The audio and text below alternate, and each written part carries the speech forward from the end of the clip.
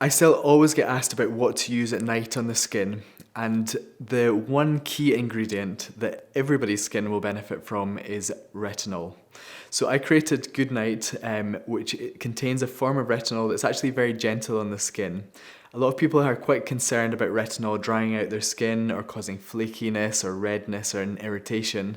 So I use a form of retinol in this called retinol palmitate, which is very gentle. It's converted to retinol in the skin, so you only produce as much as what you need.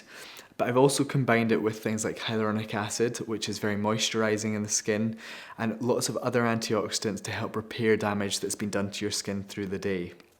As well as all of these great features, it can help to treat things like acne, it can also help with aging skin, so fine lines and wrinkles, and it can also help to treat pigmentation and scarring as well. So it's a great all-rounder, it's a real powerhouse packed with lots of active ingredients, but it's not going to irritate your skin and it's going to leave you waking up with really nice, fresh, dewy skin.